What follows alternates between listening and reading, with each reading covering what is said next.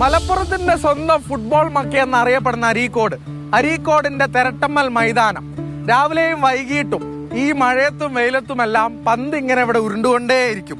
തലമുറകൾ മാറിയും. അതാണ് ഈ തെരട്ടമ്മൽ മൈതാനത്തിന്റെ പെരുമ.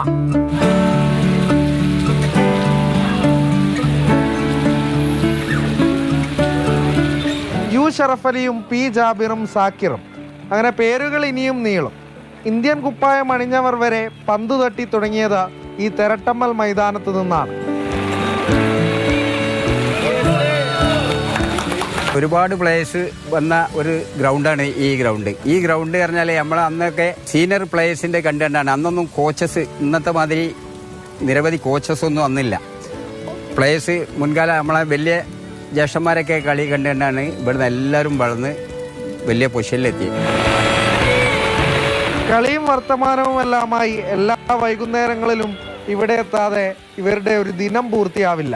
വൈകുന്നേര സമയങ്ങളിൽ ഇവിടെ വന്നിട്ട് കളി കാണാനും അതിനെ വെറുതെ നമുക്കൊരു മാനസികമായിട്ടുള്ളൊരു സംതൃപ്തി കിട്ടും. അതിൻ്റെ കാരണം ഇവിടുത്തെ അന്തരീക്ഷവും ഇതൊക്കെ തന്നെയാണ്. ഈ ഗ്രാമീണ അന്തരീക്ഷമാണ് ഇവിടുത്തെ മെയിൻ. ഇപ്പോഴും ഇവിടെ വന്ന് ഇതിങ്ങനെ കാണുമ്പോൾ ഇതൊരു വല്ലാത്തൊരു ലഹരിയാണ്. ഈ കുട്ടികളെ കളിയും നമ്മളൊക്കെ ചെറുപ്പകാലത്തേക്ക് പോവാണ്. എത്രയോ 50-40 വർഷത്തിന് ബാക്കൊക്കെ പോവാണ് ഈ ഗ്രൗണ്ട് കാണുമ്പോൾ. അപ്പോൾ അതിനൊരു സന്തോഷമുണ്ട്.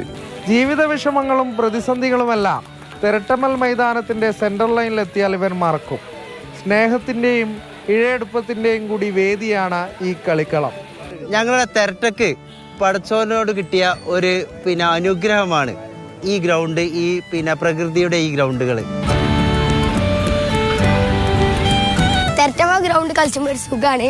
അവിടുന്ന് നല്ല മഴ ആയാലും വെയിലായാലും കളിച്ച് ശീലമായിട്ട് ഇപ്പം എന്നും കളിച്ചാൽ വരാനൊന്നും. ഇവിടെ നല്ല ക്യാമ്പിങ്ങും ഉണ്ട്.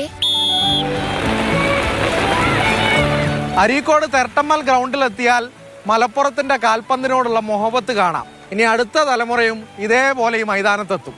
പ്രജോഷ് കുമാറിനൊപ്പം അരുൺ അമൃതനാഥ്, മാതൃഭൂമി ന്യൂസ്, മലപ്പുറം.